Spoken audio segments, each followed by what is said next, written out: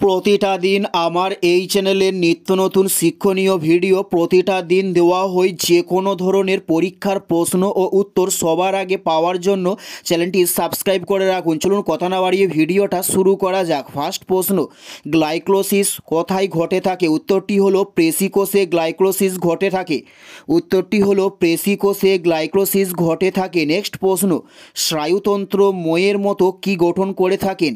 উত্তরটি হলো ফ্রিতাকৃমি স্নায়ুতন্ত্র ময়ের মতো গঠন করে থাকে। নেক্সট প্রশ্ন, আর্য সমাজের প্রতিষ্ঠাতা কে ছিলেন? উত্তরটি হলো দয়ানন্দ সরস্বতী ছিলেন আর্য সমাজের প্রতিষ্ঠাতা।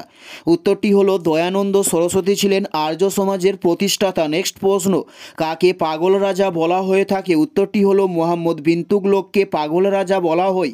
উত্তরটি হলো মোহাম্মদ বিন তুগলক। নেক্সট প্রশ্ন, জালিয়ানওয়ালাবাগের হত্যাকাণ্ড কোথায় হয়ে থাকে? উত্তরটি হলো অমৃতসরে জালিয়ানওয়ালাবাগের হত্যাকাণ্ড হয়। উত্তরটি হলো অমৃতসরে জালিয়ানওয়ালাবাগের হত্যাকাণ্ড হয়ে থাকে। নেক্সট প্রশ্ন, তেভাগা আন্দোলন কবে শুরু হয়েছিল? উত্তরটি হলো 1946 সালে তেভাগা আন্দোলন শুরু করা হয়েছিল।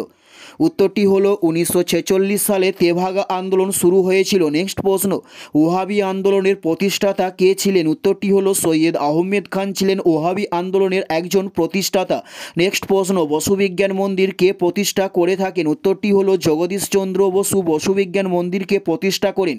উত্তরটি হলো আচার্য জগদীশচন্দ্র বসু বসুবিজ্ঞান মন্দির প্রতিষ্ঠা করেন। নেক্সট প্রশ্ন, সোডিয়ামের পারমাণবিক সংকেত কত? উত্তরটি হলো 11 সোডিয়ামের পারমাণবিক সংকেত। নেক্সট প্রশ্ন, জিহ্বার সমগ্র স্থানে কোন স্বাদ অনুভূত হয়? উত্তরটি হলো লবণাক্ত স্বাদ জিহ্বার সমগ্র স্থানে অনুভূত হয়। এটাই ছিল এই ভিডিওর লাস্ট প্রশ্ন। আর কোন ধরনের শিক্ষণীয় ভিডিও আপনারা প্রতিদিন দেখতে চান অবশ্যই কমেন্টে লিখে জানাবেন। পুরো ভিডিওটা দেখার জন্য আপনাদের অসংখ্য ধন্যবাদ। Thanks for watching.